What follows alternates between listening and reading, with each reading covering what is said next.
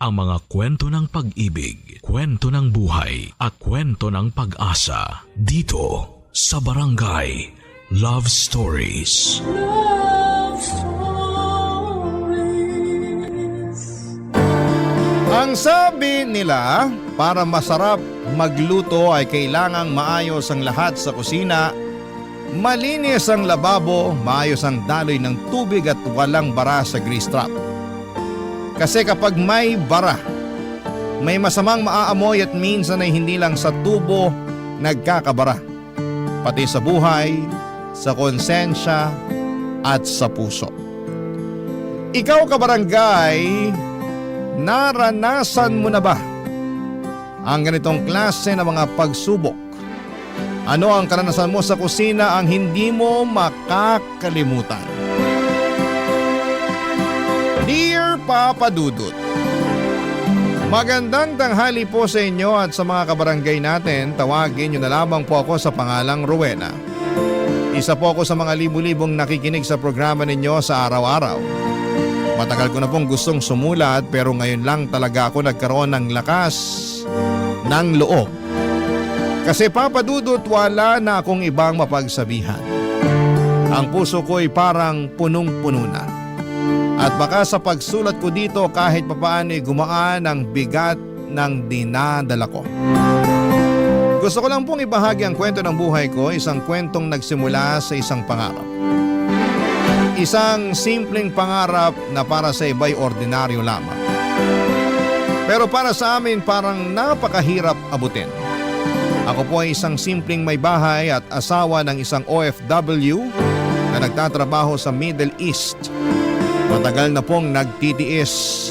Malayo sa pamilya ang asawa kong si Julius. Nagtatrabaho siya sa ilalim ng araw at alikabok para lamang maitaguyod ang buhay namin. Engineer po siya doon at tuwing 2 taon lamang po siya umuwi ng Pilipinas. Pero nang tumama ang pandemic, lalong humaba ang aming pagkakahiwalay. Umabot ang halos 3 taon bago ko siya muling nakita at nayakap. Buti na lamang at may video call na. Kahit papaano'y nakabawas yon ng lungkot. Araw-araw kaming nag-uusap at pinag-uusapan namin ang mga plano sa buhay, ang pagbili ng bahay, ang pagkakaroon ng anak at ang pagtanda namin ng magkasama. At sa awa ng Diyos, kahit maraming nawala ng trabaho noong pandemic ay nanatili ang trabaho ni Julius. Sinugal niya ang kaligtasan niya para lamang magpatuloy sa pagkayod sa buhay. Kaya nang makauwi siya noong June ng 2021, parang bumalik ang sigla ko. Mas naging espesyal ang kanyang pag-uwi dahil may naipundar na kaming munting apartment. Hindi man ito magarbo pero tahimik ang paligid. Maliwalas ang sala at may maliit na kusina kung saan ay nangarap akong matutong mag-bake. Pero dahil sa protocols noon ay hindi ko kaagad nakasama si Julius. Kailangan pa rin niyang mag-quarantine. Ilang araw lang yon pero pakiramdam ko'y taong muli ang binilang ko. Sa unang araw na muli ko siyang nayakap ay hindi ko na siya binitawan pa. Para kung batang ayaw ng pakawala ng laruan niya. Sa bagong bahay namin, sabay naming tinupad ang mga pangarap namin. Doon ko naramdaman na eto na siguro ang simula ng tunay naming buhay. Sobrang pasalamat ko, Papa Dudut, na si Julius ang naging asawa ko. Masipag siya at responsable. Damang-dama ko ang pagmamahal sa mga kilos niya. At tuwing nasa Pilipinas siya, talaga pong naglilib ako sa trabaho ko para lamang makasama siya at syempre para subukan ulit. Baka sakaling mabuo na ang matagal na naming hinihintay na anak. At sana'y makapag-bake rin ako ng cookies para sa magiging anak naming 2, Papa Dudut.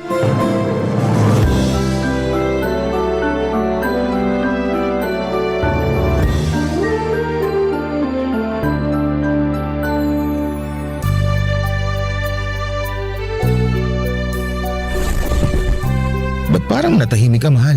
Naninibago lang, mahal. Naku, iniisip ko palang nalilipad ka pabalik sa trabaho mo, mahal. Namimiss na agad kita. Nalulungkot na ako agad. Ikaw lang bang nalulungkot? Ako rin kaya, mahal. Sana dito na lang ako sa Pinas pero paano? Ang hirap dito. Ang sahod, naku po. Baka hanggang ngayon, kung hindi man nangungupahan, baka nakikitira pa rin tayo kina mama. Mas maganda pa rin kapag mag-aasawa ka, nakahiwalay, nakabukod talaga. Tulad ngayon, nasosolo kita. Mahal, naku, hindi ako makahinga sa ginagawa mo. Sana makabuo na talaga tayo, mahal. Sana nga talaga. Gusto ko na rin magkaanak tayo eh. Lahat ng gamot, mga payo ng doktor, ginagawa ko naman. Bakit pa kasi sa dami ng lalaki sa mundo? Ako pa yung may maliit na sperm count. Sana yung hindi kayang bumuhay ng bata, sila na lang yung hindi magkaanak. Pero mukhang baliktad pa. Mahal, magkakaanak din tayo. Di ba nga, araw-gabi tayo? Makakabuo rin tayo. Makaka-jackpot din tayo. Sana nga bullseye na. Para pagka-uwi ko dito, may bata na naglalaro sa bahay. May ingay na. Ang saya siguro nun, no? Siyempre naman. Walang kasing sayang mabiyayaan tayo ng anak. Babae man o lalaki, kahit ano. Blessing ang magkaroon tayo ng anak. Kapag lalaki, Julius ang magiging pangalan niya. Junior mo talaga? Siyempre naman. Eh paano kung babae? Eh di Julia. Ano? Maganda naman ang pangalang Julia. Pero biro lang. Gusto ko, Rowena. Para patas tayo. Para gagawa pa tayo ng isa pang lalaki. Julius at Rowena ang pangalan nila. Tapos kapag may dumagdag pa, doon na tayo mag-isip ng ibang pangalan. Siguro maganda kung Julina, pero pwede ring Rolius. Ikaw talaga? May pangalan bang ganun? Meron. Ang magiging pangatlong anak natin. Ayaw mo nun, Unique? Pwede naman. Hiling ko lang, mahal, na kahit isa lang, ibigay na sa atin. Kaya to. Kapag ibigay ng Diyos sa magiging anak natin, aalagaan talaga natin. Mamahalin. Ibigay ang pangangailangan niya. So suportahan sa gusto niya. Kailangan mo siyang i-guide ng mabuti kasi ikaw nandito. Siyempre, i-guide ko rin siya online. Magiging tatay pa rin ako kahit nasa abroad ako. Gusto kong lumaki siya ng matalino at may malawak na pangunawa sa mundo. Kahit ano ibigay sa atin, lalaki, babae, bakla o tomboy, wala akong pakialam doon. Anak natin siya, kaya mamahalin natin siya. Alam mo, tama ka dyan. Kahit ano pa siya, mamahalin natin dahil anak natin siya. At kung ano ang gusto niya sa buhay, basta nasa mabuting landas, suportahan natin. Ganun naman talaga eh. Kasi diba, may mga bagay din tayong gusto noon pero ayaw na magulang natin. Pero alam kong parte naman sa atin yun. Tama ka talaga, mahal. Mahal na mahal kita, mahal. Mahal na mahal din kita, mahal. Papa Dudut, buo ang tiwala naman na makabuo kami ng anak. Akala ko noon, Papa Dudut, ay doon ko na matutupad ang matagal kong inaasam. Ang maging isang ina. Pero hindi pala ganon kadali yun. Mahirap ang sitwasyon dahil sa sperm count ni Julius. Pero kahit ganoon ay hindi kami nawalan ng pag-asa. Lahat ng natural na paraan ay sinubukan na namin. Vitamins, healthy lifestyle, tamang timing, dasal, gabi-gabi. Pero sa tuwing aalis siya pabalik ng abroad ay may bahagi sa akin na unti-unting nawawala ng pag-asa.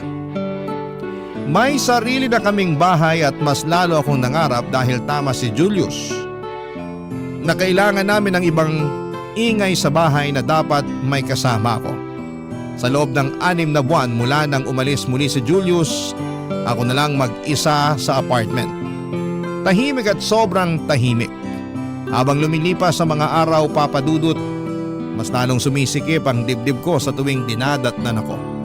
Sa bawat buwang lumilipas na walang pagbubuntis, pakiramdam ko ay parang may kulang sa pagkatao ko bilang isang babae. Hanggang isang araw sa sobrang pag-iisip ko, gusto ko na lang sanang ilubog ang sarili ko sa gawain. Sinubukan kong mag-bake ng cookies. Saka naglinis ako ng bahay, kusina, banyo, lahat. Doon ko napansin ang lababo. Hindi na maayos ang agos ng tubig. Mabaho at parang may bumabara. Naghanap ako ng isang tagalinis ng grease trap online. Akala ko ay simpleng bagay lang. Isang teknikal na problema lang sa bahay. Pero hindi ko alam, Papa Dudut, na yun palang simpleng problema sa lababo ang magiging simula ng pinakamasalimuot na yugto ng buhay ko. Dumating ang lalaking tagalinis, magaspang ang mga palad pero may kumpiyansang hindi ko may paliwanag. May kayabangan ng kilos, hindi siya yung tipong kagigiliwan ng magulang mo.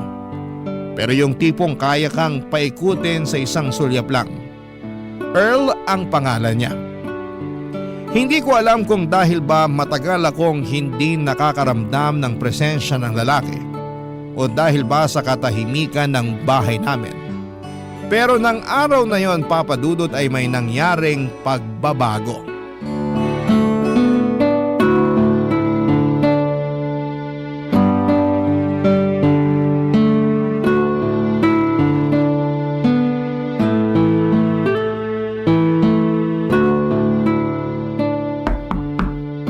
Wait lang po. Magandang hapon po, ma'am. Pasensya na, medyo natagalan ako. Meron pa kasing nauna. Okay lang po, pumasok na po kayo, sir.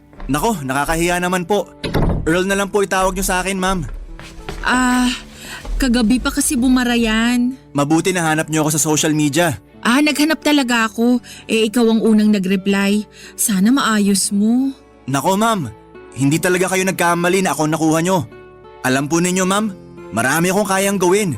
Yang aircon nyo, pwede ko rin linisin yan para masarap ang buga, mas malamig. Tipong kailangan nyo ng kayakap sa lamig. Matagal na ako naglilinis ng grease trap, kaya mamaya nito, di nababara to. Okay, salamat po. Nagtatrabaho kasi ako sa isang restaurant, ma'am. Kaya alam na alam ko paano linisin to. Tsaka nag-training din talaga ako. Okay pala. Aba, syempre. Kailangan talagang pag-aralan to kasi ako, gusto ko talaga masiguro na tamang ginagawa ko. Hindi pwedeng mali. Hindi pwedeng masayang ang binabayad na nagpapalinis sa akin. Hindi po ba? Tama naman. Bubuksan ko na tong baba ng lababo, ma'am, para masimulan ko nang makita kung gaano kabara ang grease trap. Sabi niyo sa chat na umaapaw, mabaho ang amoy? Oo, barado na talaga. Tama po ba 600 yung singil? Tama po, pero kapag may mga gumagalaw na. Anong gumagalaw? Mga uod po, ma'am. Naku, kadiri naman, ayoko makita. Dyan lang kayo, ma'am. Hindi ko ipapakita sa inyo. Nakahanda naman tong paglalagyan ko.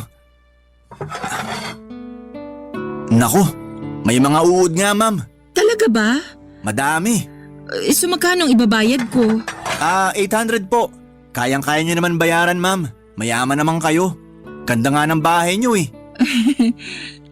Sige, ayusin nyo na. Nako, mali yung nag-install ng grease trap nyo, ma'am. Dapat nakapatong itong pansala ng mga tira-tirang kanin. Ganun ba? Opo, pero maayos ko to mamaya. Aayusin ko po, Ma'am Rowena. O sige, para makapaghugas at makapagluto ako ng maayos. Madali lang naman to. Sa restaurant nga, sobrang lalaki ng mga grease trap na nililinis ko. Alam nyo, ma'am, kapag nagkatrabaho ko sa isang restaurant, kasama na talaga doon ang paglilinis ng grease trap. Chinecheck yan. Bawal barado kaya dapat buksan, kalkalin ang loob. Para maganda ang daloy ng tubig mula sa gripo. Hindi babara. Kaya dapat araw-arawin. Masipag ka pala. Kailangan po yan. Habang bata, dapat buhos ang lakas. Alam nyo, ma'am, bata pa lang ako. Banat na ako sa trabaho.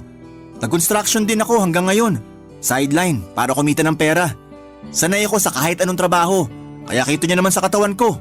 Libre gym ang trabaho ko. Lilinisan ko lang to. Pwede po sa CR ko linisan to? Sige. Handa po ako. May dala akong sabon para malinis ko talaga. Magbabayad na lang po kayo mamaya. Salamat, Earl. Salamat din po sa inyo, ma'am. Teka, kayo lang ba nakatira dito? Mukhang walang ibang tao. Oo, nasa abroad kasi ang asawa ko. Anak nyo, ma'am, nasa school? Hindi pa kasi kami binibiyayaan ng asawa ko. Sana pag uwi niya makabuo. Kaya pala mukha pa rin kayong dalaga, ma'am. Kasi hindi pa kayo nagkakaanak. Pero sana magkaanak din kayo ng asawa nyo. Sana nga. Salamat. Walang anuman po. Sorry, ma'am. Hayaan nyo akong sabihin to sa inyo. Unang kita ko po kasi sa inyo kanina. Para po kayong anghel. Ang ganda nyo po. Swerte ng asawa nyo sa inyo. Naku, ako ang maswerte sa asawa ko.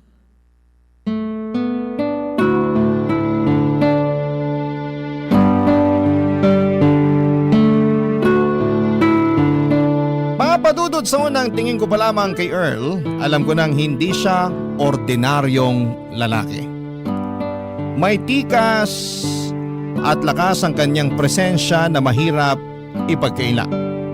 May itsura siya at ang hatak niya ay parang hindi madaling iwasan.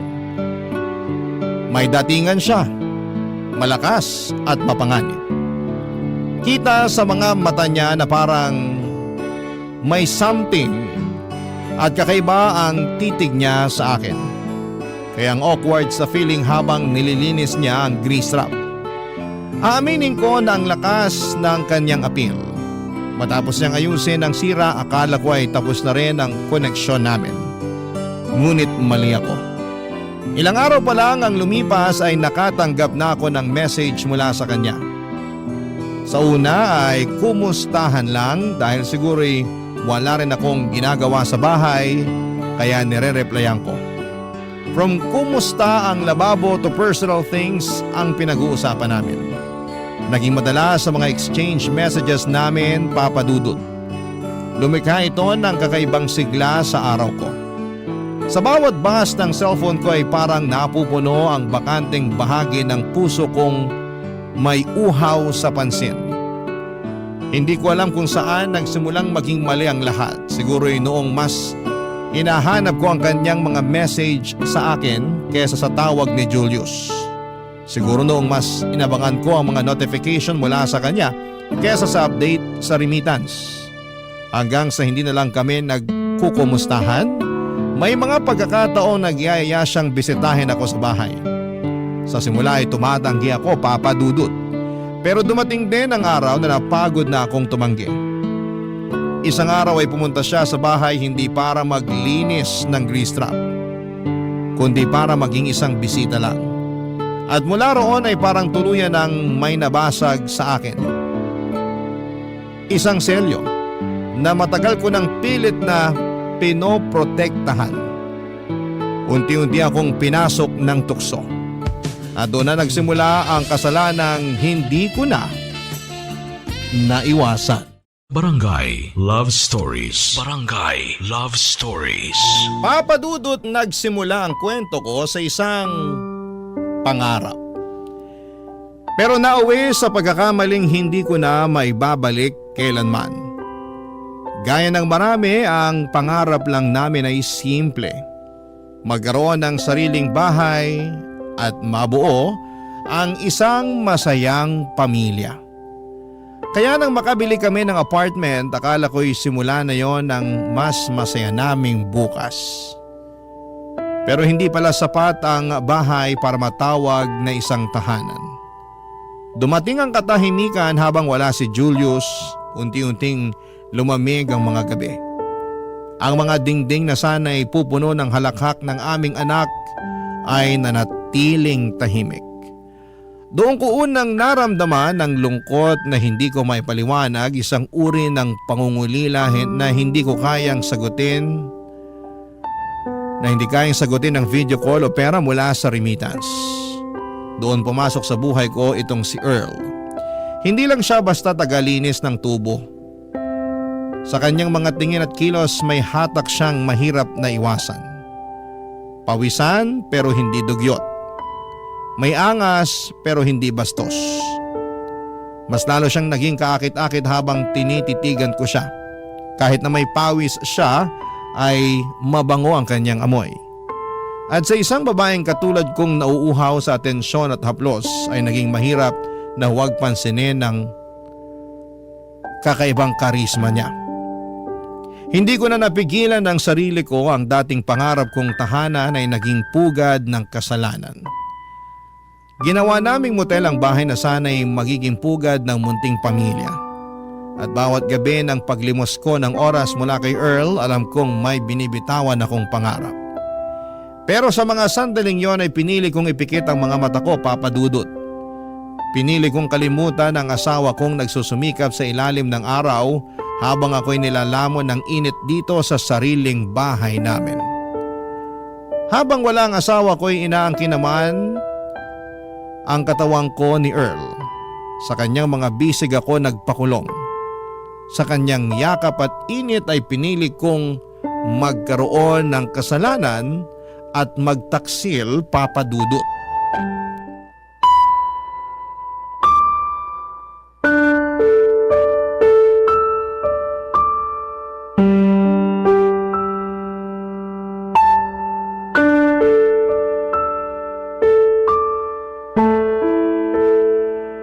Ayos ka lang ba? Siguro. Ilang beses na natin ginagawa to, ganyan ka pa rin. Mukhang hindi sanay. Alam mo naman ang dahilan. Rowena naman, nabibigay ko naman ang gusto mo. Hindi pwedeng mabuntis ako. Maingat ako. Alam ko na hindi ka pwedeng mabuntis kasi wala dito ang asawa mo. Lagot ka kapag nangyari yun. Nandito ako para pasayahin ka, hindi para maging problema mo. Masaya ka naman sa akin, di ba? Oo, masaya akong kasama kita at napapaligaya mo ko, Earl. Yun naman pala eh. Ginagalingan ko nga para mas lalo kang matuwa sa experience mo sa akin. Tsaka alam mo naman, bata pa ako. Malakas. Halatang bata. Kapag wala kang client, dito agad ang punta mo. Aba syempre naman. Parang grease trap lang yan.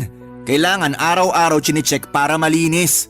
Walang bara kapag ginagamit ang gripo. Diretso ang tubig. Hindi ba? Speaking of grease trap, baka need mo nang i-check. Mamaya, check ko yan.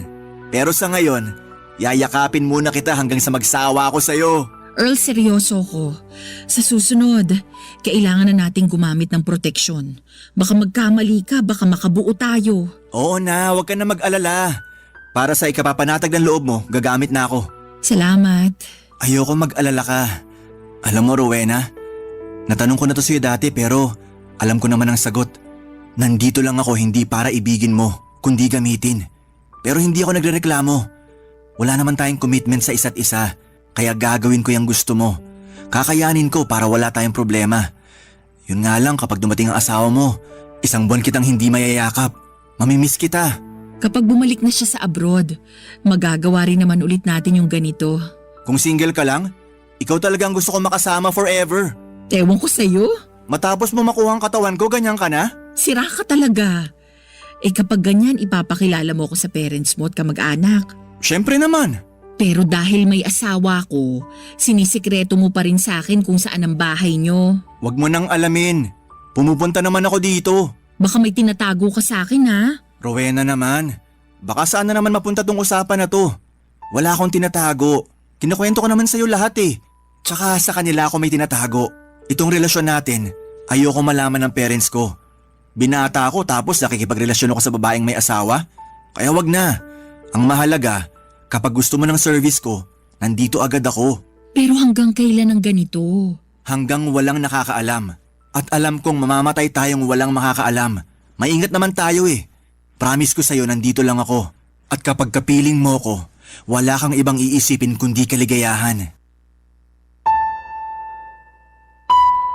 Papadudot madalas ang pagkikita namin. Madalas din ang pagkakasala ko. Parang si Earl na ang asawa ko pero palihim ang kanyang pagpunta sa apartment dahil syempre baka may mga marites na nakapalibot at magsumbong sa asawa ko o sa kamag-anak niya. Kaya maingat kaming dalawa. Sa tuwing matatapos ang bawal naming sandali ay tinatakpan namin ito ng pagbibiro ng mga salitang tila pampalubag loob. Isa sa mga yon ang pinaka-tumatak sa akin, Papadudot. Ang sabi ni Earl na buti raw at hindi pa ako nabuntis ng asawa ko kasi mukha pa rin akong dalaga. Pero sa loob-loob ko ay gusto ko nang magkaanak kami ni Julius. Gusto kong maging ina ng mga anak niya. Gusto kong bigyan ng anak ang asawa ko at makasama ko sa apartment. Yung biro niyang mukha akong dalaga sa unang dinig ay natawa ko. Pero habang inaalala ko ay ramdam kong tila tinatadyakan ang pagkatao ko. Parang sinasabi niya na kahit ilang ulit pa kaming nagsama ni Julius, bilang mag-asawa ay parang wala ring saysay dahil ang katawan ko ay para sa asawa ko ay naging laruan ng iba. Pero gusto kong tigilan na ang relasyon namin pero parang may tumutulak pa rin sa akin na ipagpatuloy ito. Gusto ko pa rin kayakap si Earl. Nararamdaman ang bisig niya at hininga niya. Tuwing may nangyayari sa amin sa kama, maingat siya na hindi ito magbunga. Pero hindi kasi yon ang totoong panganib, Papadudot. Ang tunay na panganib ay yung sa tuwing inuulit namin ang bawal. Lalo bang lumalalim ang sugat sa konsensya ko. Hanggang sa naging routine na lamang. Hanggang sa tuluyan ko nang binitawan ng takot at pinili ang kasalanan. Isang araw hindi na ako dinatnan. Hindi ko kaagad pinansin, baka stress lang. Baka hormonal imbalance. Pero dumaan ang mga araw at walang dumating. Hindi pa ako umaamin sa sarili ko noon, Papa Dudut, pero ramdam ko na may nabuo. At eksaktong dumating ang araw na yon, ang pagbalik ng asawa ko mula sa abroad. Hindi ako nakakuha ng pitis, sa puso ko ay eto na ang simula ng pinakamasakit na kabanata ng buhay ko. Kung talagang buntis ako, pero baka pwede kong sabihin sa kanya ang dinadala ko. Kung talagang buntis man ako, Papa Dudut. Nginitian ko si Julius nang dumating na siya, niyakap, hinalikan at nagpakitang tuwang-tuwa. Pero sa loob-loob ko ay nagtatago ako sa dilim ng katotohanan. Ang anak na pinakahihintay naming mabuo ay anak pala ng tagalinis ng grease trap, Papa Dudut.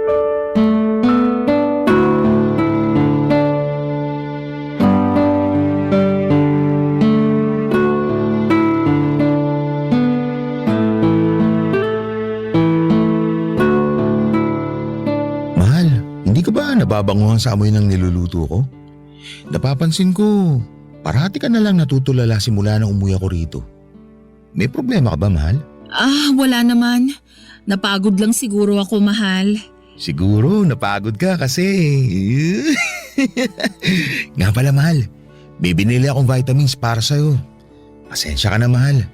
Alam mo namang nananabig talaga ako sa'yo. Ginising pa kita kaninang madaling araw para gawin yun. Pero malay natin, makabuo na tayo.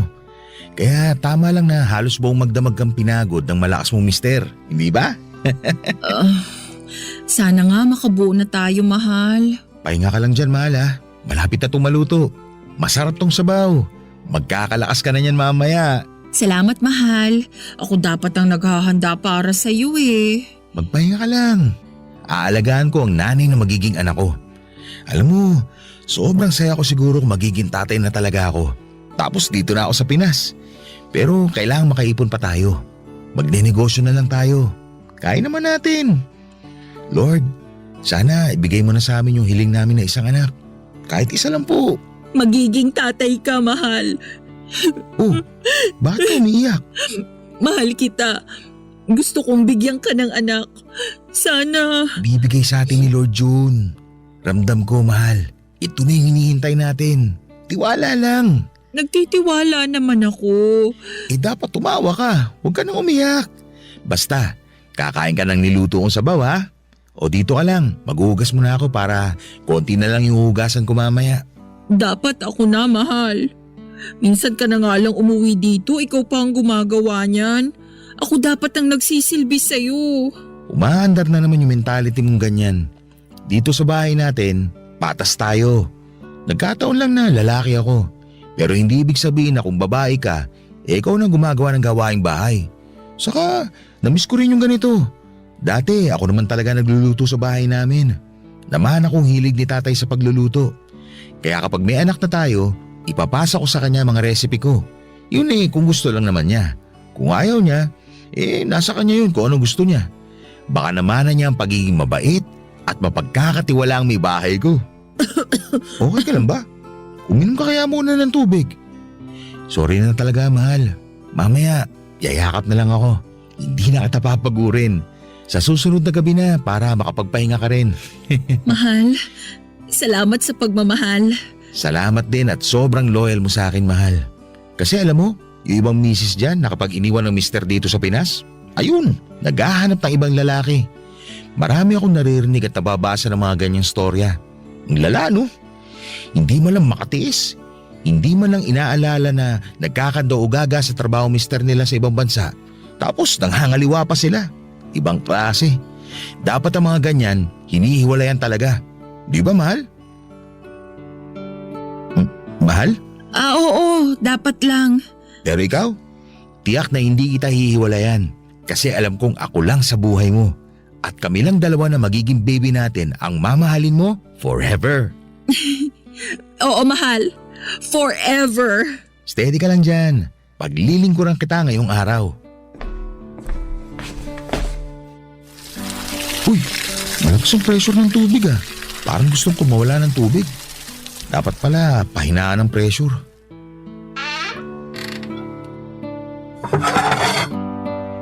Medyo puno na pala tong grease trap natin ah.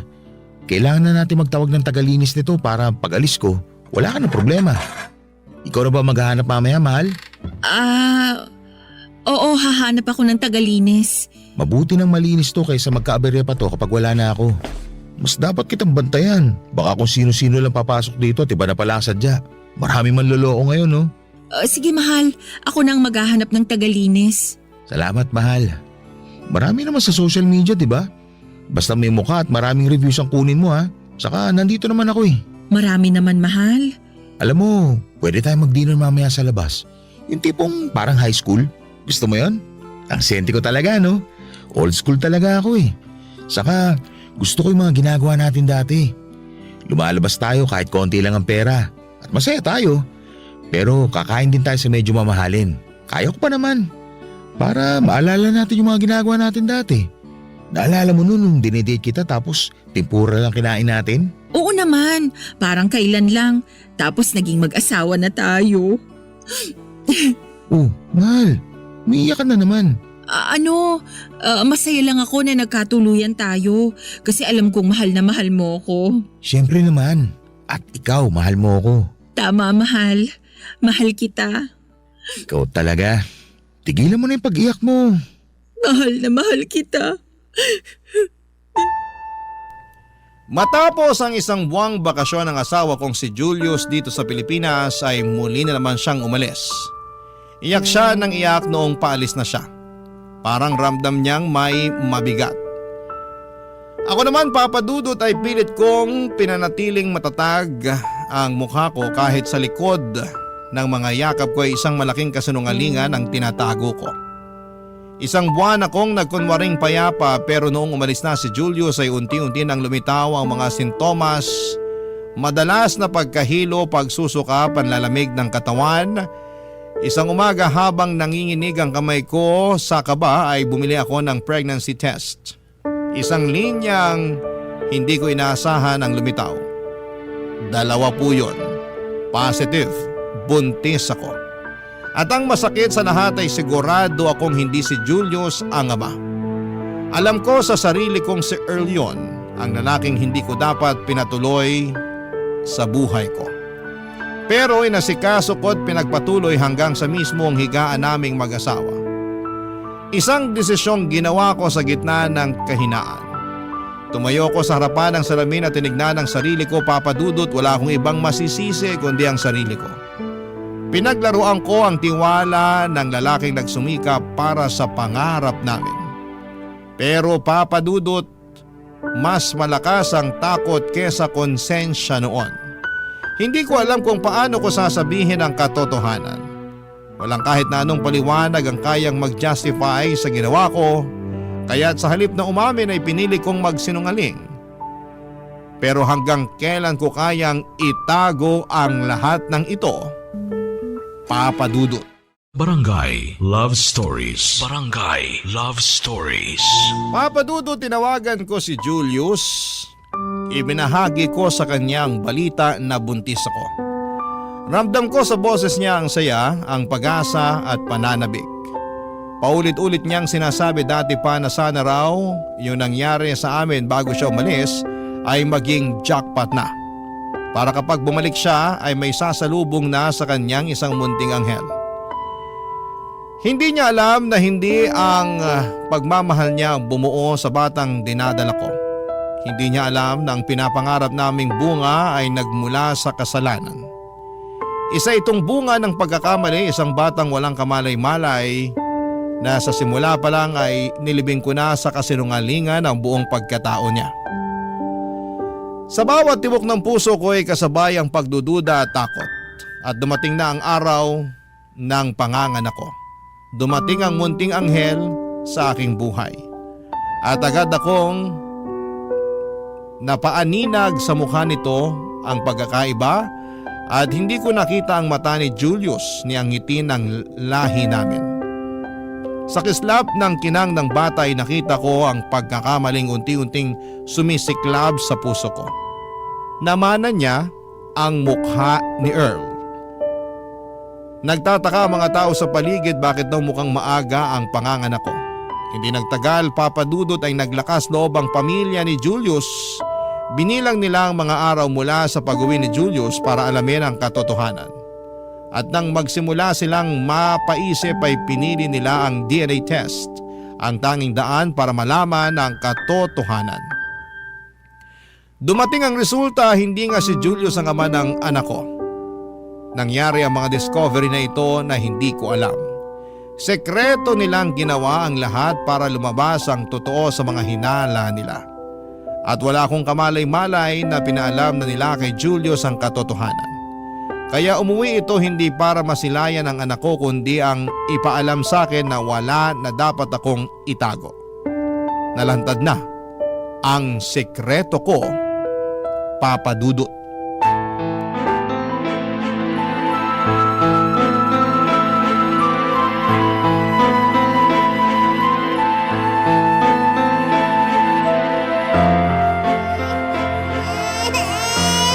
Baby, tahan na.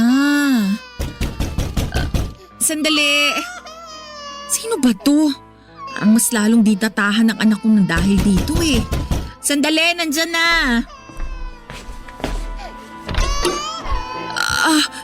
Mahal? Dumating ka na pala. Bakit hindi mo sinabi? Siya ba? Oo. Ang baby natin. Ang junior mo.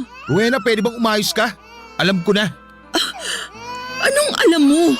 Ano bang nangyayari? Mahal? Tignan mo tong papel na dala ko. Nakakabasa ka naman, hindi ba? Mahal? DNA? Pinapaternity test ng magulang ko ang batang yan. Sabi sa resulta, hindi ko siya anak. Ngayon, Rowena, sabihin mo sa akin, sino ang ama ng batang yan? Ikaw ang ama ni Junior. Sinungaling! Mahal! Ba't mo ginawa sa akin to? Bakit? Anak, tahan na. Tahan na, anak. Ibig sabihin pala nung umuwi ako, may laman na pala yung tiyan mo. Binilang namin. Nabuo ang bata bago pa man ako umuwi nun.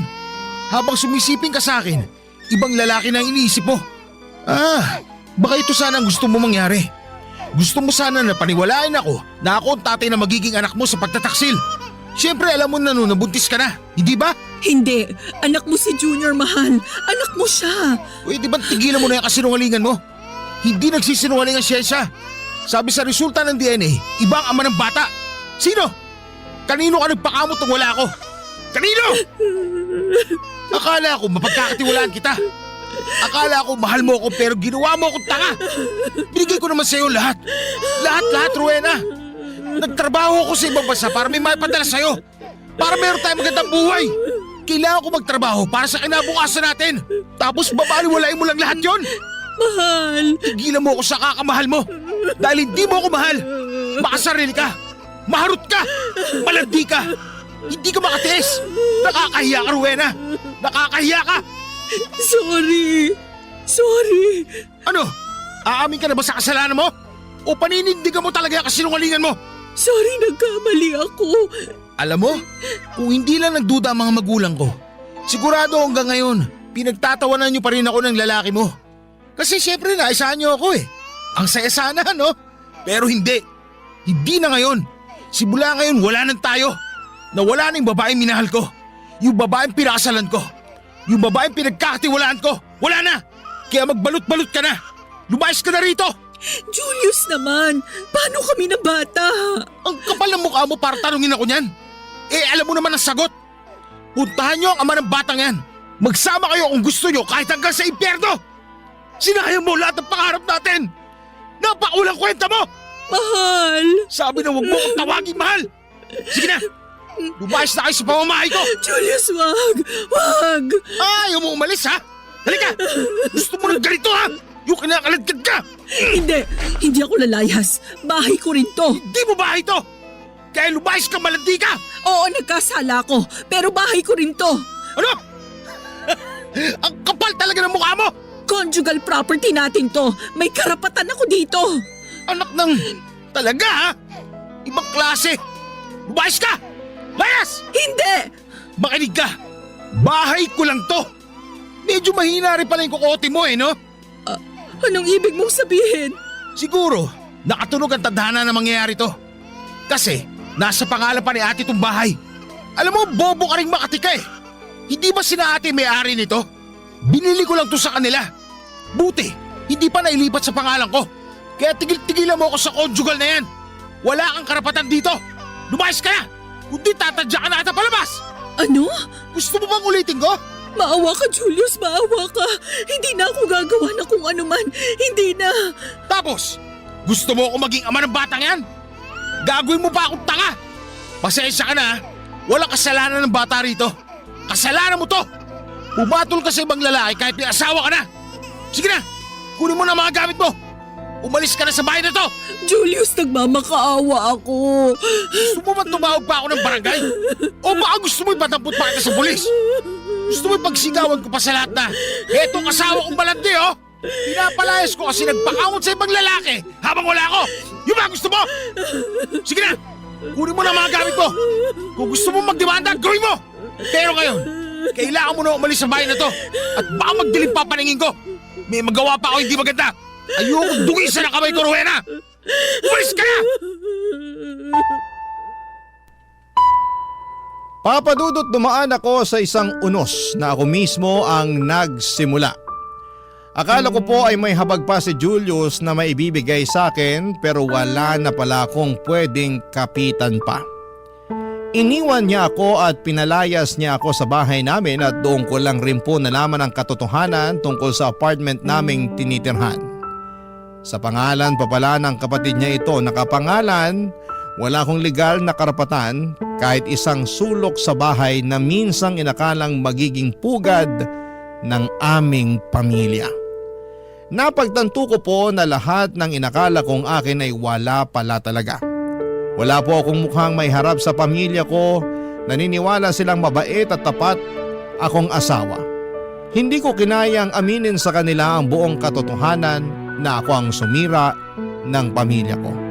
Na isa akong taksil at malanding babaeng pumatol sa isang tagalinis ng grease trap. Kaya kahit napakahirap ay pinili kong lumayo sa pamilya ko. Ayaw kong marinig ang mga sumbat nila dahil alam kong kasalanan ko naman ang lahat ng ito. Nakipagkita ako kay Earl, dapat niyang malaman na wala na akong tinitirhan at bistado na ako ng asawa ko.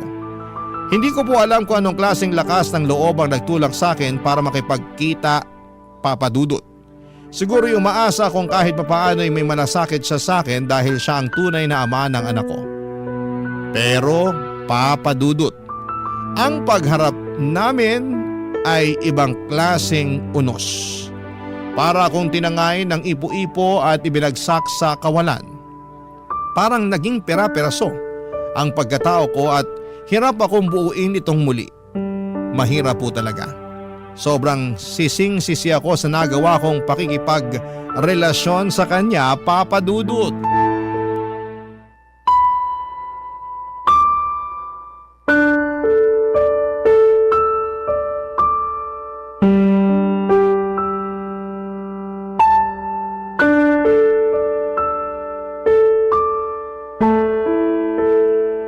Earl? Bakit ka pumunta dito? Sabi ko naman sa'yo na doon na lang tayo sa bahay nyo. Umalis na ba asawa mo? Bumalik na abroad? Teka, napuhin ka ba? Mailikabok nga rito. Sabi ko naman sa'yo na wag na dito. Kung hindi ko pa nakita ang post ng kaibigan mo, hindi kita mapupuntahan dito. Bakit ba? Anong sadya mo? Mamayang gabi, libre na ako.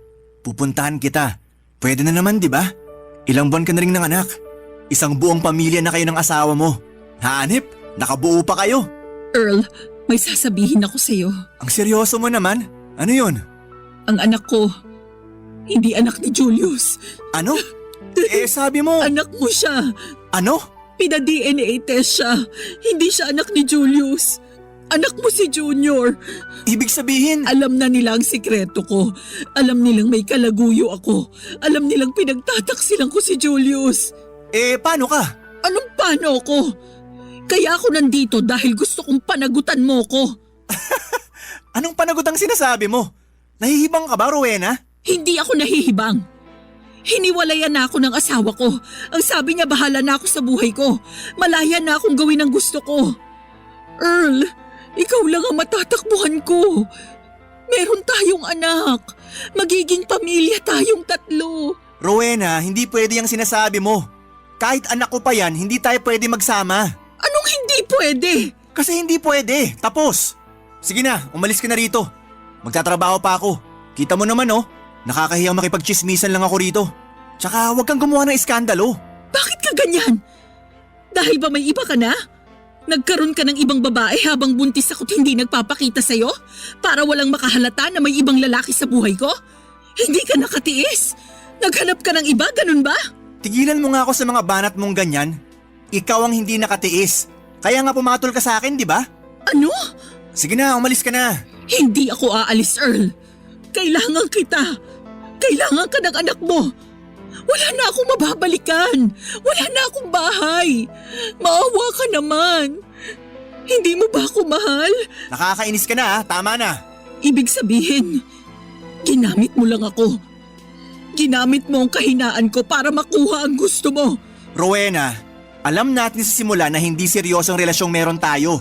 Ang importante, masaya ka kapag ginagawa natin yun. Napunan ko ang pagkukulang ng asawa mo. Pero wala akong balak na maging asawa mo. Kasi… Sige, ituloy mo. Kasi ano? May asawa na ako at pamilya. Ano? Walang hiya ka! Aba! Napakasama mo! Binaboy mo lang ako! Ginusto mo ang lahat, Rowena. Ginusto mo lahat. Hindi kita pinilit. Kaya pala gusto mo lang sa bahay ginagawa ang lahat dahil may asawa ka na pala. Ayaw mong ipaalam sa akin kung saan ang bahay mo. Buti nakita ko sa post ng kaibigan mo na nagtatrabaho ka rito. Nakatag ka! Hayop ka! Ano ba? Ulitin mo pa ako sampalin ha? Baka hindi na ako makapagtimpi sa'yo. Sinira mong buhay ko! Rowena, gumising ka nga. Hindi ako sumira sa buhay mo. Ikaw! Ang ginawa ko lang paligayahin ka. Yun lang naman.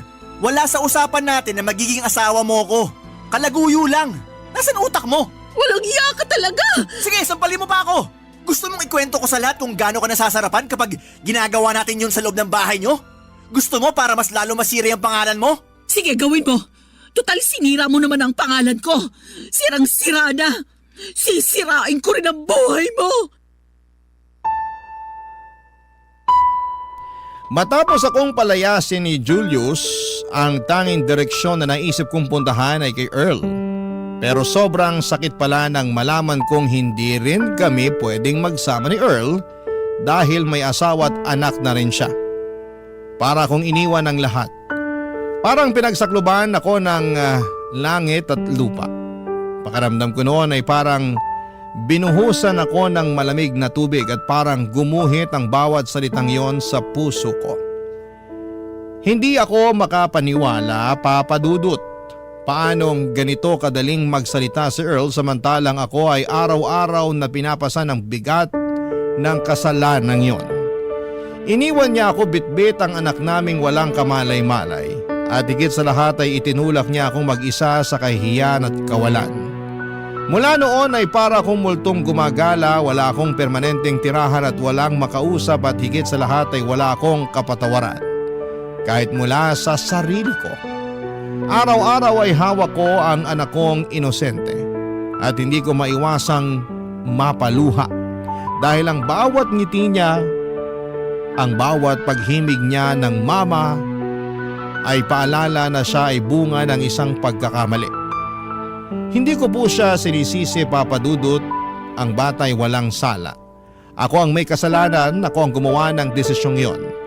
Madalas kapag mag-isa ako sa sulok ng inuupahang maliit na kwarto ay napapatingin ako sa kisame at napapabulong na sana'y hindi na lamang nagbara ang grease trap. Isang simpleng problema sa lababo ang naging simula ng lahat ng ito. Isang tawag sa isang hindi kilalang lalaki, isang tukso na hindi ko pinikilan. At ngayon, isang buhay na punong-puno ng pagsisisi. Hindi ko po alam kung may kapatawaran pa sa mundong ito ang kagaya ko, Papa Dudut. Pero sa bawat sandaling kasama ko ang anak ko ay pinipili kong bumawi. Ginagawa ko ang lahat para maibigay ang pagmamahal na maaaring hindi na niya makuha sa ama niya. Sana po balang araw ay matutunan din niya akong patawarin. Hanggang dito na lamang po at salamat po sa pagbibigay ng espasyo para sa isang katulad kong nagkamali. Sana po sa pagbabahagi ko nito ay may matauhan, may umiwas, may mailigtas pa mula sa pagkakasalang tulad ng sa akin.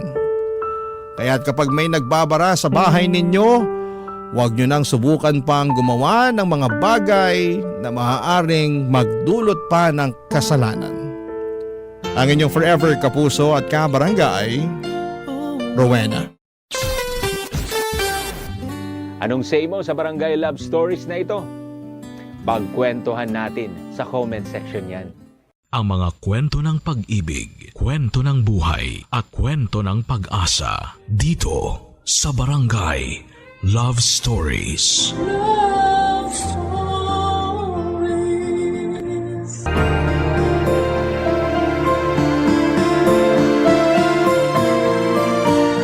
Pinakamahirap daw turuan ang mga matatanda kesa mga bata.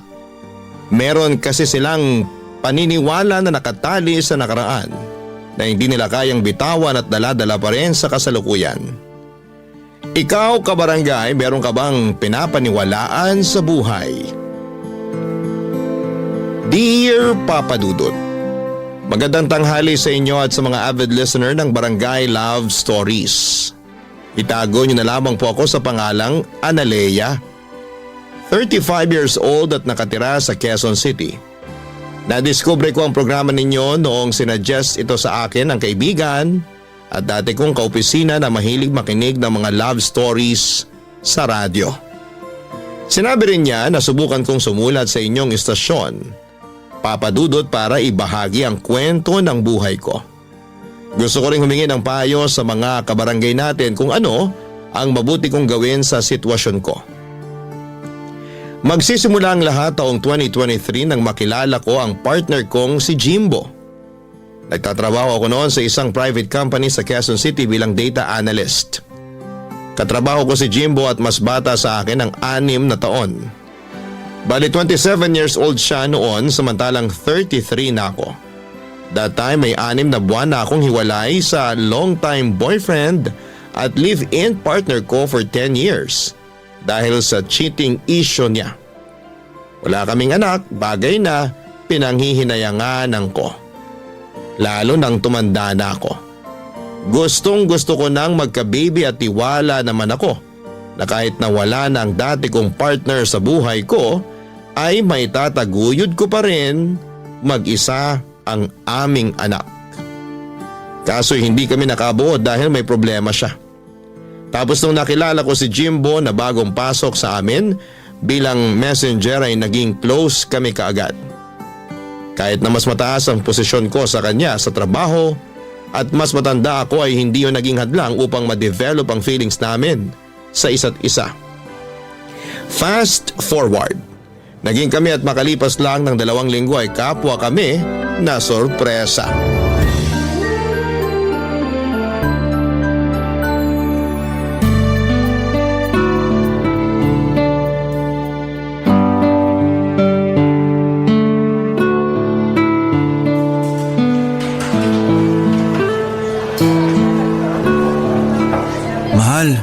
Pansin ko kanino mo pa ako di kinikibo sa office ah.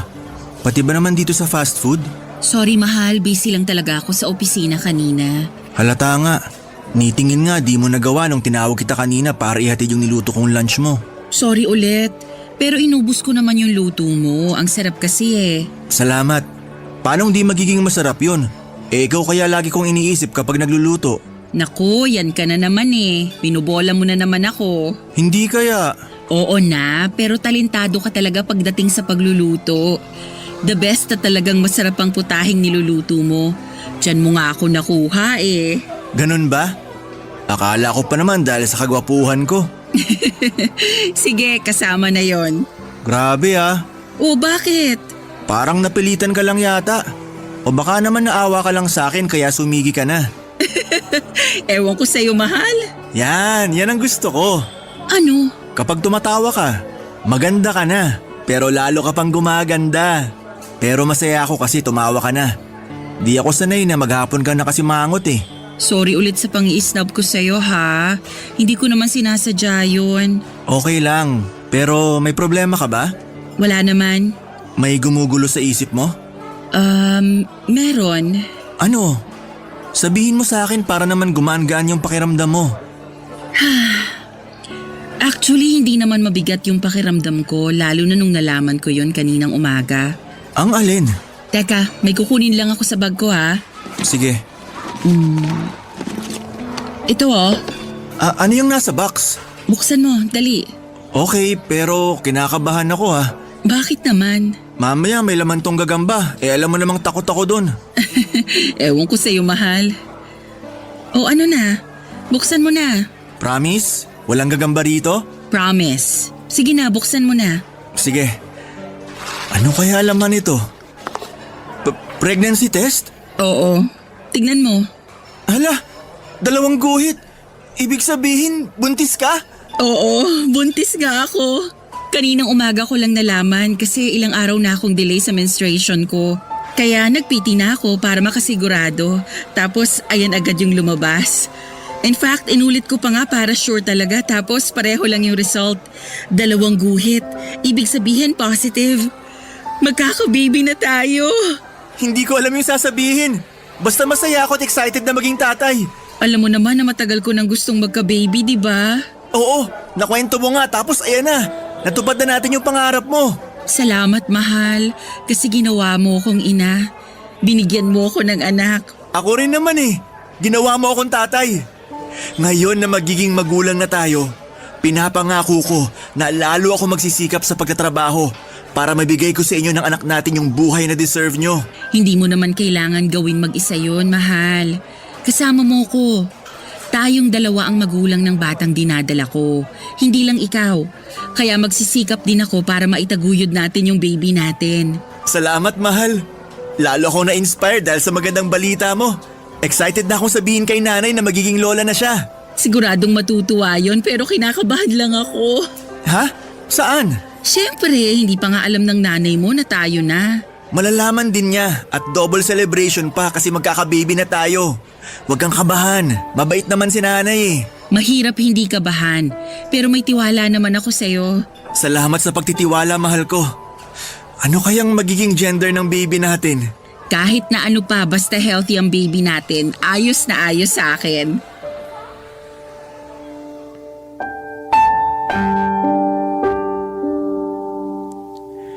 Papadudot tuwang-tuwa kami ni Jimbo dahil magkakaanak na kami. Ang tagal kong hinintay na magka-baby kaya ganoon na lamang ang excitement na nararamdaman ko ng panahong yon. Sa wakas ay mararanasan ko ng maging nanay. Alam ko naman na makakaya kong itaguyod mag-isa ang magiging anak namin. Pero maswerte pa rin ako na nagkaroon ako ng partner sa katauhan ni Jimbo. Kahit na mas bata siya sa akin, hindi ko minamaliit ang kakayahan at magagawa ng boyfriend ko. Nagtiwala ako sa kanya na madadala niya ng maayos ang aming pamilya. Kaya minahal ko siya. Kung ilalarawan ko si Jimbo ay matangkad siya at malaki ang pangangatawan. Magalang din siya sa lahat ng mga katrabaho namin at palangiti. Pero sa akin lang talaga siya close at naglalaan ng extra time. Nakausapin ako kung may pagkakataon. Yun na pala ang simula ng love story namin at hindi nagtagal ay inamin niya na nagugustuhan na niya ako. Kahit na walang katiyakan kung maibabalik ko raw ba ang nararamdaman niya dahil sa malayong pagitan ng edad namin. Pero wala naman sa akin yon, lalo at gusto ko na rin siya ng mga panahong yon. At nung nalaman kong buntis nga ako ay lalo kaming naging malapit sa isa't isa ng boyfriend ko. Isang araw ay nag-decide siyang ipakilala na ako sa kanyang nag-iisang magulang, ang nanay niya.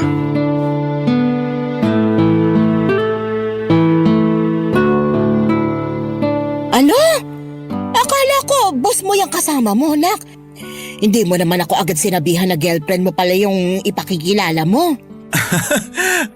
Boss ko naman po talaga si Analea kasi mas mataas ang posisyon niya sa akin. Ay, ganun ba? Hindi naman po kami pareho ng department ni Jimbo. Bale, meron pa po siyang supervisor. Yun po talaga yung boss niya. Pero kung titignan, magkatrabaho lang din kami. Pero matagal ka na ba dyan sa opisina niyo, Analea? Matagal na rin po. Nagsimula po ako doon nung 23 years old ako. Ilang taon ka na ba ngayon? 33 na po. Ay, mas matanda ka pala sa anak ko ng 6 na taon. Kung hindi mo natatanong, 27 anyos pa lang tong anak ko. Pero yung kuya niya, kaedad mo, nak.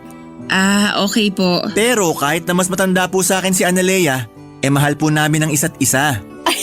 Hindi ko naman kayo paghihiwalayin. Tsaka 6 na taon lang naman yan. Yung iba nga, 10 pataas yung pagitan ng mga edad, wala namang problema. Tsaka nasa tamang edad na kayo, lalo ka na anak. Salamat po, Nay. Sabi sa'yo, mabait na nanay ko eh. Oo nga. Grabe ka naman sa akin, Jimbo. Palagay mo sa akin katulad ng mga kontrabidang nanay na napapanood ko sa mga palabas sa TV. Hindi naman po. Tsaka alam ko po na mabait kayo kaya binida ko na po kayo kay Analea. Dapat lang kasi mabait naman talaga ako. Matanong ko lang kung gaano na ba kayo katagal simula nung maging kayo? Ang totoo, 2 linggo mahigit pa lang po. Pero may isa pa po kaming sasabihin sa inyo. Ha? Ano yun? Promise, wag po kayong mabibigla Depende kung sasabihin mong may ginawa kayong krimen ng girlfriend mo. Nay naman eh. Joke lang. Ikaw naman di ka na mabiro.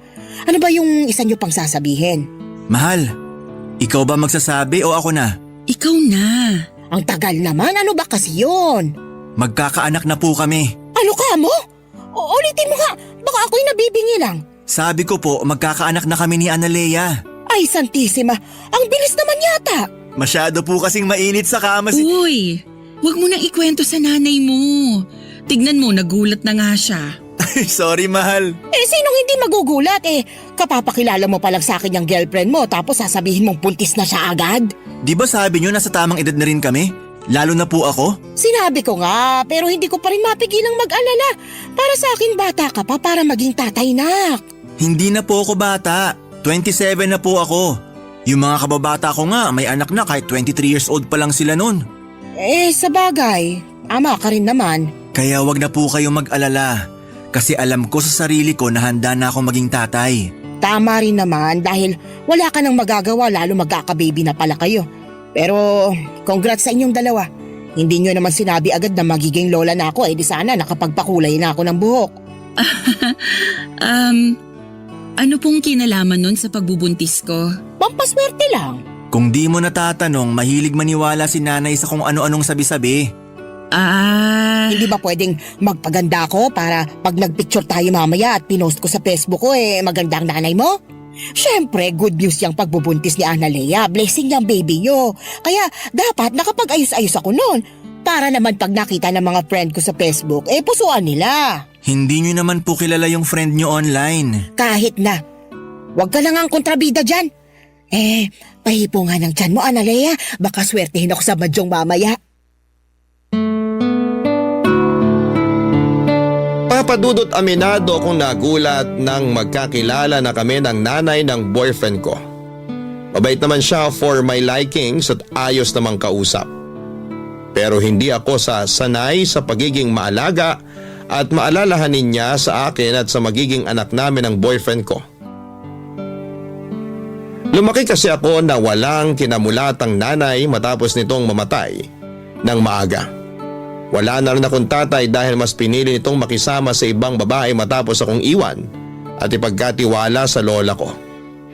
Hindi rin naman kami close ni lola pero thankful ako kasi inalagaan at pinaaral niya pa rin ako sa tulong ng iba ko pang tiyuhin at tiyahin na nasa abroad. Simula noong mamatay ang lola ko pagka-graduate ko ng college ay namuhay na lamang ako mag-isa. Doon ko nakilala ang ex-boyfriend ko hanggang sa magkahiwalay din kami matapos ang 10 taong pagsasama. Kaya hindi talaga ako sanay sa pagiging clingy ng nanay ni Jimbo. Pero hindi ko na lang pinahalata sa kanya ang pagkailang ko lalo na unang beses pa lang naming nagkita at nagkakilala noon. Ayoko rin naman na may masabi siya sa akin kaya pinakisamahan ko na lamang siya, Papa Dudut. Barangay Love Stories. Barangay Love Stories. Papadudot, dahil first baby ko ang dinadala ko ay kabado at todo ingat ako sa aking pagbubuntis. Kahit sinabi naman sa akin ng OB ko na hindi masela ng pagdadalang tao ko kahit na may edad na ako, ay nagkusa pa rin ako na mag-ingat at alagaan ang aking sarili. Ayoko kasing may pagsisihan lalo na at anak ko ang pinag-uusapan dito. Bukod doon ay matagal ko ring hinihintay na magka-baby kaya hindi ako makakapayag na mawala lang siya sa akin o kunin sa isang iglap. Kaya nga ginawa namin ni Jimbo ang lahat para maging magaan at maayos ang pagbubuntis ko. Nang mga panahong yon ay umuwi ako sa nirerentahan kong apartment sa Cainta, Rizal. Madalas ay nagmomotor lamang ako dahil yun naman ang usong transportasyon para mabilis makapagbiyahe. Okay lang naman pero malayo kasi ang inuuwian ko sa trabaho kaya nakakapagod at nakakangalay sa likod. Wala akong sasakyan dahil hindi praktikal sa akin ang kumuha. Pero noong nabuntis ako ay pareho kaming nag-alala ni Jimbo sa biyahe ko. At doon na nga niya ako kinausap dahil meron siyang plano.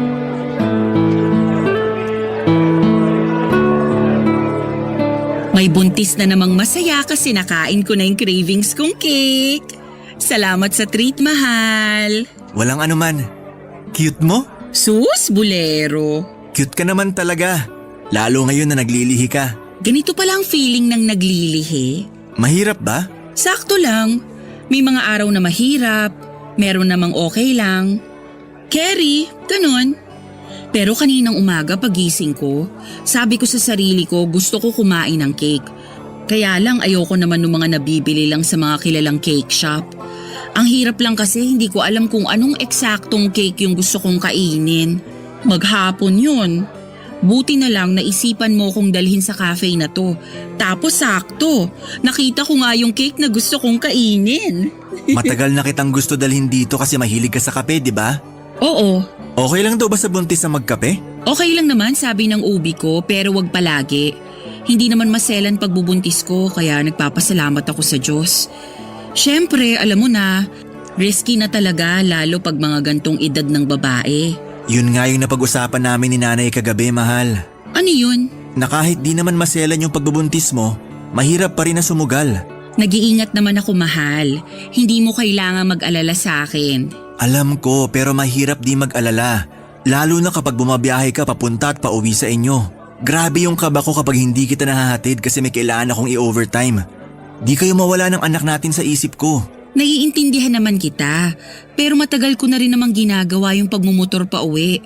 Simula pa nung nag-pandemic. Para sa akin, mas mabilis ang biyahe at mas praktikal kaysa jeep. Saka maliit pa naman tong tiyan ko. Pwede pa akong umangkas sa motorsiklo. Kaya lang mahihirapan ka na pag lumaki na yung tiyan mo. Pwede naman akong mag-UV na lang. Hindi naman talaga problema yung biyahe. Yung inuuwian ko lang kasi sa Rizal pa yun, malayo-layo rin. Kaya nga naisip namin ni nanay na tumira ka na lang sa bahay. Ha? Tumira sa bahay nyo? Oo, para magkasama na tayo at lalo kitang mabantayan. Tsaka mas malapit yung bahay namin sa trabaho natin since pareho lang naman na nasa Quezon City. Sige na, mahal. Pumayag ka nang tumira sa bahay namin. Sigurado ka ba talagang ayos lang sa nanay mo? Kasi baka sanay siya na kayong dalawa lang sa bahay nyo simula nung bumukod yung mga kuya mo. Oo naman, siguradong sigurado. Tsaka si nanay pa nga ang nagsuggest nun eh. Gusto ka rin daw niyang makasama sa bahay at mabantayan yung pagbubuntis mo. Okay, pero parang ako naman yata ang maninibago. Mabait naman si nanay. Tsaka huwag kang mag-alala kasi may privacy tayo sa bahay. May sarili naman akong kwarto eh. Ang gusto ko lang naman maging safe kayo ng baby natin. Pag doon na kayo sa bahay tumira, pwede kong gamitin yung tricycle namin. Yung nasa garahe nyo? Oo, pundar pa yun ng tatay namin. May kalumaan pero maayos pa naman yung makina. Tsaka wala namang gumagamit nun kasi may motor naman ako. Aayusin ko na lang para mas maging komportable ka. Kaya sana pumayag ka na. Kung lilipat kasi ako sa inyo, kailangan kong kausapin yung landlord ko. Saka yung mga gamit ko sa apartment, paano natin hahakutin? Huwag kang mag-alala, ako nang bahala dyan. Basta pumayag ka lang. pwede bang pag-isipan ko muna? Oo naman. Basta sabihan mo lang ako sa magiging desisyon mo. Huwag kang mag-alala, sasabihan talaga kita. Saka bigyan mo lang muna ako ng ilang araw para mag-isip. Medyo nabigla kasi ako eh. At saka malaking desisyon talaga yung gagawin ko sakaling lumipat ako sa inyo. Alam ko naman na mabait ang nanay mo, pero kailangan ko pa rin mag-isip. Naiintindihan ko naman. Kaya nga ayos lang sa akin na bigyan ka ng ilang araw. Thank you, mahal. Sobrang na-appreciate ko ang pagiging maunawain mo. Na-appreciate ko naman ang gustong mangyari ng boyfriend ko nang sabihin niyang tumira ako sa bahay nila kasama ang nanay niya. Nasa Quezon City lang din kasi sila nakatira at hindi hamak na mas malapit kesa sa inuwian ko sa Cainta, Rizal. Pero alanganin pa rin ako noon dahil makakasama ko sa bahay nila si nanay.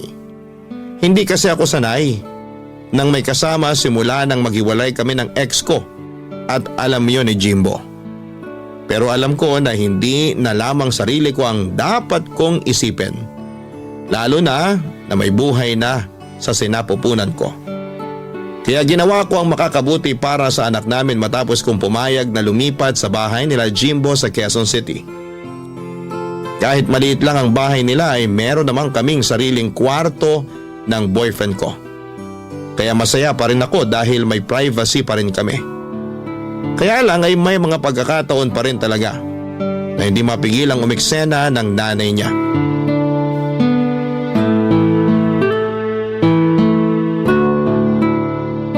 Grabe, Nay! Sarap talaga nitong paksiw na bangus nyo. Kaya nga yan ang niluto ko kasi alam kong paborito mo. Kain ka lang ng marami, baka mamayat ka na niyan eh. Ikaw din, Analea, dapat laging busog ang buntis. Damihan mong kain mo kasi naghahati na kayo ng baby mo. Opo, salamat po, Nay. Mahal, pasuyo naman ng malamig na tubig. Nauuhaw na kasi ako. Ay, o sige. Kunin ko lang sa ref. Ay, sandali. Huwag dun. Diyan ka na lang sa may water jug natin. Pero hindi po yun malamig. Kahit na, mas mainam na hindi malamig na tubig ang pinaiinom mo kay Analea lalo na't buntis siya. Okay lang naman po yun, Nay. Saka nauuhaw na po ako. Gusto ko ng malamig na tubig. Anong okay ka dyan? Paano na lang pag gininaw yung baby sa tiyan mo? Sige nga. Ano po? Ganon yon. Siyempre, pag ininuman mo ng malamig na tubig o kinainan ng malamig na pagkain, di ginawin talaga yung baby. Kawawa naman. Saan nyo naman po yan nabasa? Paniniwala yun ng matatanda. Kaya nga ako noon nung pinagbubuntis ko kayo ng mga kuya mo hindi ako umiinom ng malamig na tubig. Hindi naman po totoo yun. Totoo yun. Marunong ka pa sa mga ninuno natin, ha? Okay lang, mahal. Yung water sa jug na lang yung kunin mong tubig. Sigurado ka? Oo. Sige, kuha na kita. Salamat. Buti pa tong si Analea masunurin Hindi tulad mo, Jimbo. Palibasa, hindi ka naman nagbubuntis. Parang imposible naman po kasi yung sinabi nyo. Anong imposible doon? Kasi kung giginawin yung baby sa tiyan dahil sa pag-inom ng malamig na tubig, ibig sabihin mapapaso rin siya pag humigop ng mainit na sabaw yung nanay? Ha? Kita nyo na, nag-iimbento lang kayo ng pamahiin. Hindi kaya ako nag-iimbento. Mahal, hayaan mo na lang si nanay. Akin na yung tubig ko. Nanunuyo na yung lalamunan ko Ay, eto na tubig mo. Sorry, mahal. Salamat. Naku, sana naman kambal na babae yung maging baby niyo. Parang imposible naman po yung kambal kasi wala naman tayong lahi nun. Kaya nga bumili ako nitong kambal na saging para ipakain kay Analea Oh, nak, kainin mo to. Naku, ayoko po ng saging. Nasusuka po ako dyan Nick, ngayon lang naman. Nakipag-agawan pa ako sa palengke para makuha yung may kambal na saging. Paniniwala kasi na kapag kinain niya ng buntis, magiging kambal ang anak niya. Ayan na naman po kayo. Naniniwala na naman kayo sa kasabihan. Totoo yun. Bakit yung kinakapatid mo, kambal yung naging anak kumain lang daw ng kambal na saging yung asawa? Yung kambal ng kinakapatid ko, fraternal, babae at lalaki. Ibig sabihin na mamana yun, lalo na sa lahi nila. Pero may kakilala ko, kambal na babae yung anak pagkatapos kumain ng kambal saging. Di ba, Analea? Ganun yun, di ba? Wala naman pong basihan na pwedeng magkaroon ng kambal na anak sa pagkain ng kambal na saging. Pero hindi ko naman sinasabing wala ng chance na magkaroon kami ng kambal ni Jimbo. Pero hindi yun dahil sa kambal na saging. May scientific explanation pa rin yun. Scientific explanation mo mukha mo. Basta, Naniniwala ako na kagagawan yon ng kambal na saging. Huwag mo na nga akong kontrahin, Jimbo. Ayaw mo ba talagang kainin ton saging? Ayoko po talaga. Sige, ako na lang kakain ito. Hala, baka naman kayo magbuntis ng kambal, Nay. Paano mangyayari yun matagal nang patay ang tatay mo? Joke lang po.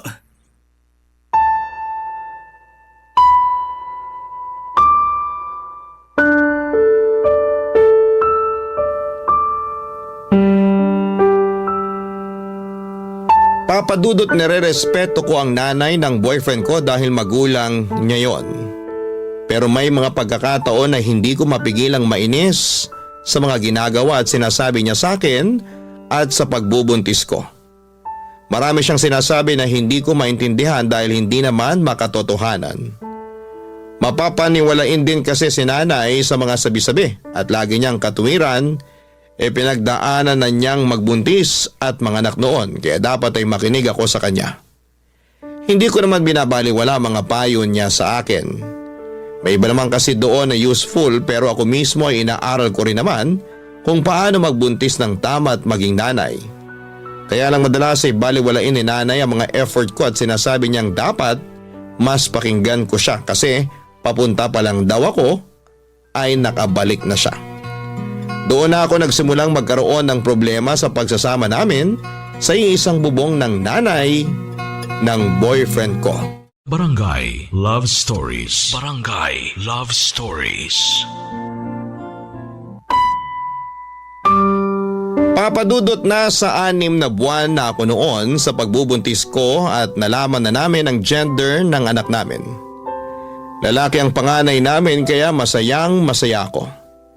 Pero hindi ganon ang nararamdaman ng nanay ni Jimbo dahil gusto raw niya ng kambal na babae. Puro kasi lalaki ang mga anak niya kaya pinagdasal daw niya sa lahat ng santo na sana'y kambal na babae ang maging anak ko. Sinisisi niya rin ako kasi hindi ko raw kinain yung kambal na saging na pinakakain niya sa akin noon. Sa kabila ng lahat ay unti-unti na lang tinanggap ni nanay ang magiging apo niya. Pero ilang buwan din bago nangyari yon. Puro kasi siya parinig sa akin na hindi ko raw sinusunod ang mga sinasabi niya para maging kambal na babae ang anak ko. Sa pikon ko minsan ko na siyang sinagot na sa anak niya galing ang genes na nagbibigay ng gender sa babae. Siyempre hindi siya naniwala doon dahil ako naman daw ang nanay at may matres sa aming dalawa ni Jimbo. Hinayaan ko na lamang siya kung yon ang paniniwala niya dahil na-realize ko na mas mahirap turuan ang matatanda kaysa bata. Dumating ang kabuwanan ko at patuloy pa rin si nanay sa pang-iinis sa akin.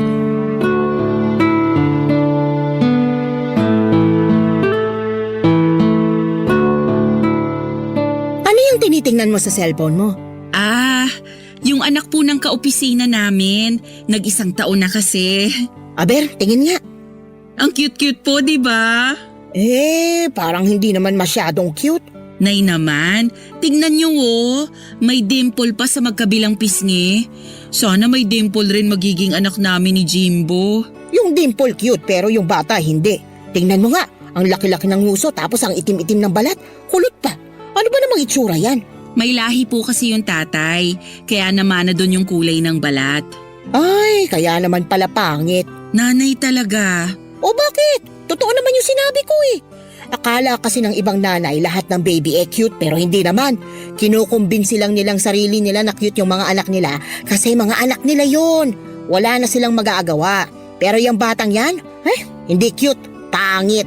Sobra naman po kayo.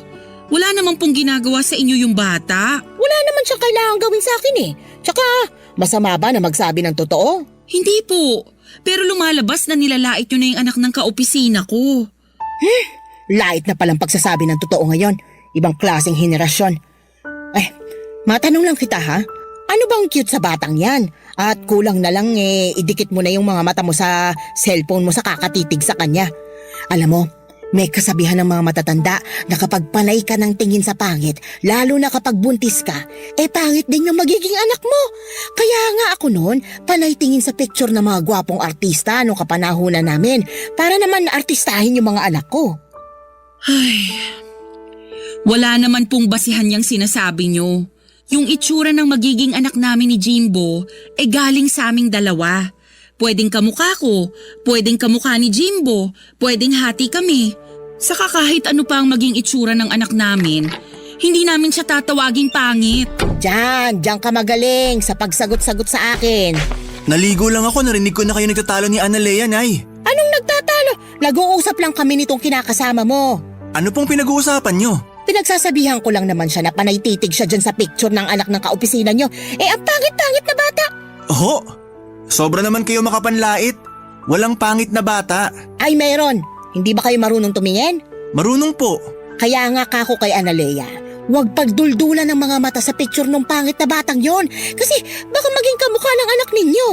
Paniniwala yun ng mga matatanda noon. Sige ka, magkakaroon ka ng anak na hindi mo kamukha kasi pangit. Nay, sumusobra na po kayo Hindi po magiging pangit ang anak namin ni Jimbo. Sa awa ng Diyos, normal ang baby namin. Walang kapansanan base sa ultrasound. Pero kahit na ano pang maging itsura niya, naniniwala akong hindi siya magiging pangit. Hindi rin naman pangit yung anak ng kaopisina namin. Kayo lang yung nagpapapangit dun sa bata kasi pangit yung ugali nyo. Ano sabi mo? Abay napakabastos mo Tama naman po si Analea. Sa lagay, mas kinakampihan mo pa yung babaeng yan kaysa sa akin na nanay mo? Ano klaseng anak ka? Hindi naman po kasi tama namang husga. Lalo na ng inosenteng bata. Tsaka masyado na kayong nilalamon ng mga pinaniniwalaan nyo na wala namang basihan. 2023 na po. Hindi na to panahon ng kopong-kopong. Ewan ko sa'yo. Marunong pa kayo sa akin. Pwede bang mamaya na kayo mag-away? Ha? Pati ba naman pag-aaway namin may schedule pa? Manganganak na yata ako, Day. Mamaya na kayo mag-away ni Jimbo kasi ang sakit-sakit na talaga. Hala, teka. Dadalhin na kita sa ospital, mahal. Papadudot mabilis akong sinugod ni Jimbo sa ospital at na-admit na nga ako para manganak.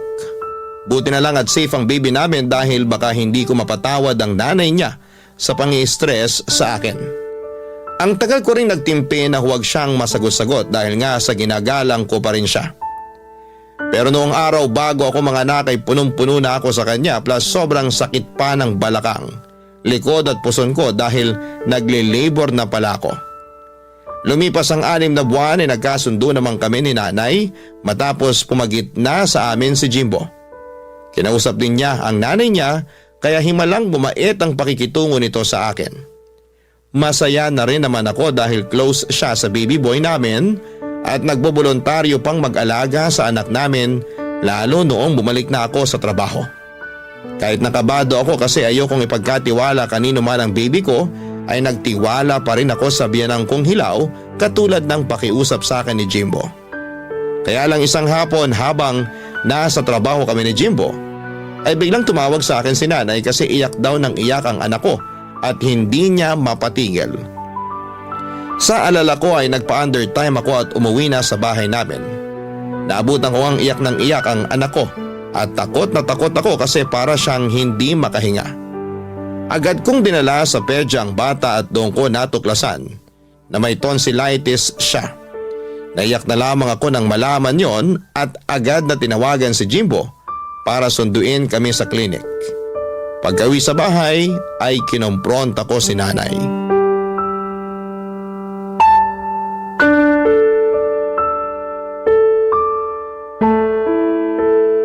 Oh, kumusta na raw yung apo ko? Anong nangyari sa kanya? Namamagaraw po yung tonsil ng anak namin. Ha? Grabe naman. Bakit daw nagkaganoon? Umamin nga po kayo sa akin. Ano pong pinakain niyo sa anak namin? Aha? Anong pinakain ko?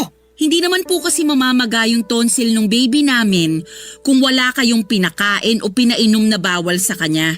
Kaya umamin na po kayo, please lang po. Kasi... Pinagalitan kami ng pedya ng anak namin at pinagsabihan na ingatan namin yung anak namin. Baby pa siya tapos may tonsillitis na, Nay. Kaya sabihin nyo, may pinakain o pinainom po ba kayo sa anak namin? Oo meron pero kaunti lang naman. Ano po yon? Pinainom ko ng soft drink tapos pinakain ko ng icing ng cake na bigay ng kapitbahay. Ano po? Bakit ka ba naninigaw? Nakakabingi ka ha? Bakit hindi ako sisigaw? Nakakagalit po yung ginawa nyo. 6 na buwan pa lang yung anak namin. Pero pinainom nyo na siya ng soft drink at pinakain ng icing ng cake? Nasisiraan na po ba kayo ng ulo? Hoy, hindi sira ang ulo ko, Analea. Hinay-hinay ka sa pagsasalita sa akin ng ganyan, ha? Oh, bakit nananahimik ka lang dyan, Jimbo? Pagsabihan mo yung kinakasama mo, binabastos ako ng harap-harapan. Tama naman po si Analea. Mali po yung ginawa niyo sa anak namin. Kunti lang naman yun. Masyado namang sensitive yung lalamunan ng anak ninyo. Baby pa kasi yung pinag-uusapan natin dito. Saka bawal naman po talaga yung soft drink at icing ng cake sa 6 na buwan. Sus, hindi yan totoo. Yan yung sina Jimbo tsaka ay mga kuya niya noon. Nakatikim na ng kinanaw na kape nung mga baby pa lang sila. Partida, wala pang 6 na buwan noon yung mga anak ko. Nagkakape na. Wala namang nangyari sa kanila. Hindi naman ninervyos o namagayong tonsil. Ang sabihin mo, mahina lang talagang resistensya ng anak mo. Kulang ka kasi sa bitamina nung pinagbubuntis mo yan kaya namanay ang kahinaan ng katawan mo. Kasalanan mo rin kasi, masyadong matigas ang ulo mo. Hindi mo kinakain yung mga pinakakain ko sa'yo. Alam niyong naging maingat ako sa pagbubuntis ko. Kaya wag niyo akong sisisihin sa kasalanang hindi ko ginawa. Kayong may kasalanan kaya namaga ang tonsil ng anak ko. Kung ano-ano kasing pinainom at pinakain niyo sa kanya. Saka wala kayong karapatan na ikumpara ang baby ko sa mga bata noon. Swerte na lang na walang nangyaring masama sa anak niyo dahil sa ginawa niyo. Pero hindi ibig sabihin, may karapatan na kayong gawin din yun sa anak ko. Ay, kung makapagsalita ka, akala mo ibang tao sa akin yung anak mo, ha? Baka nakakalimutan mong apo ko rin yan. Apo niyo lang yung anak ko pero ako pa rin ang nanay. Ano ba, Jimbo? Hahayaan mo lang ba na bastusin ako ng babaeng yan? Nanay mo ko, ipagtanggol mo ko. Sorry po talaga, pero maling-mali kayo rito. Buhay ng anak namin yung nilagay niyo sa alanganin. Ang OA nyo naman. Hindi naman nakakamatay yung pamamaga ng tonsil eh. Tsaka, gagaling din yung anak ninyo. Huwag kayong ma-stress. Hirap kasi sa inyo, masyado kayong nagmamarunong. Ay, sa inyo ako mas na-stress, Nay. Ay nako, sige ka, mabilis kang tatanda niyan. Tingnan mo na lang yung mga kulubot mo sa muka, lalong nagiging halata. Baka bukas makalawa, mapagkamalang ka ng nanay ng anak ko. Sige ka. Tumigil na po kayo! Oo na, titigil na. Buti pa alis muna ako kasi hinahanap na ako ng mga kaibigan ko. Magmamadyong kami. Doon na lang ako para makapag-relax din ako. Lalo nakaka-stress dito sa bahay nang dahil sa inyo. Che!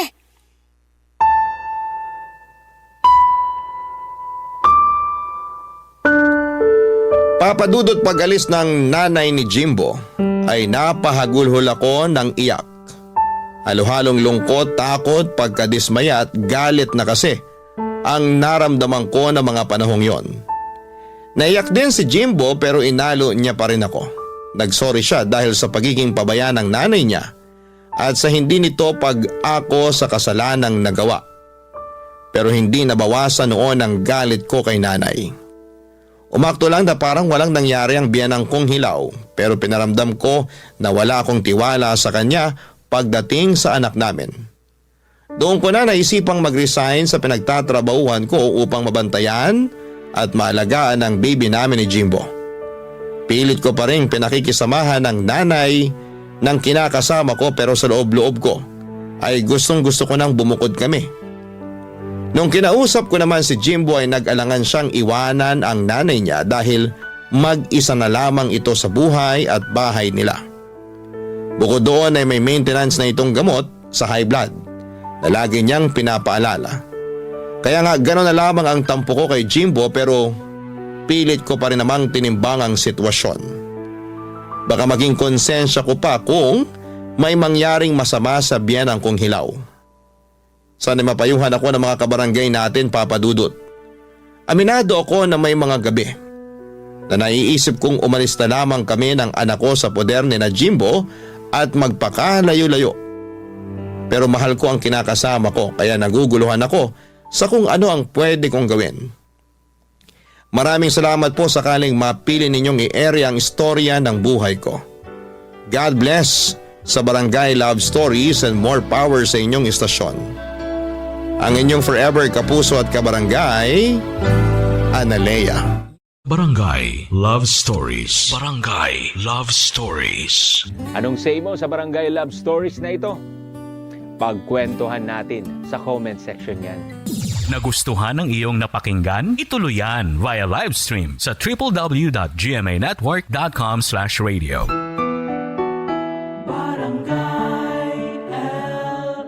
In Mega Manila, 97.1. Forever.